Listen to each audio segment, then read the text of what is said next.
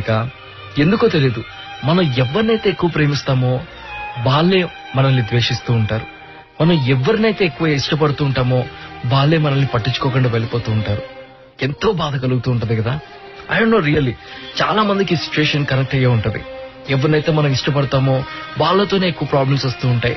వాళ్ళు మనల్ని అవాయిడ్ చేస్తున్నా, వాళ్ళు మనల్ని మాట్లాడకపోయినా, మన ముందే వేరే వాళ్ళతో క్లోజ్ గా ఉంటున్నా కూడా ఏదో తెలియని ఫీలింగ్. మరి ఆ ఫీలింగ్ నుంచి బయటపడాలి అంటే మనల్ని మనం స్ట్రాంగ్ చేసుకోవాలి.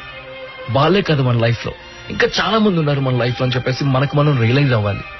ఎస్, ఎప్పుడైతే నువ్వు రియలైజ్ అవ్వో ఆ పర్సనే కాదు ఇంపార్టెంట్ నా లైఫ్ లో, నా లైఫ్ నాకు ఇంపార్టెంట్, నా హ్యాపీనెస్ నాకు ఇంపార్టెంట్.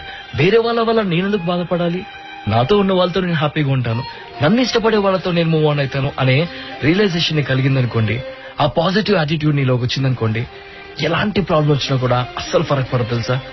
బికాస్ మనం ఉన్నది హ్యాపీగా ఉండడం కోసం, అంతేగాని వేరే వాళ్ళ వల్ల బాధపడడం కోసం కాదు. ఇష్టపడదాం, ఆ ఇష్టాన్ని మనలో ఉంచుకుందాం. మనం ఎంత ఇష్టం బయటికి చూపిస్తామో వాళ్ళు అంత ద్వేషాన్ని బయటికి చూపిస్తున్నప్పుడు మనం లోపల పెట్టుకుందాం. అప్పుడు వాళ్ళు ఆ ఇష్టాన్ని మిస్ అవుతారు కాబట్టి వాళ్ళే వన్ డే మన దగ్గరికి వస్తారు. అప్పుడు మనలో దాచుకున్న ఆ ఇష్టాన్ని మొత్తాన్ని కూడా బయటపడదాం. దెన్ దే రియలైజ్ ఎగ్జాక్ట్ గా ఇప్పటిదాకా వాళ్ళు ఏం మిస్ అయ్యారు లైఫ్ లో అని చెప్పేసి. హౌస్ ఇట్, ఆలోచించండి.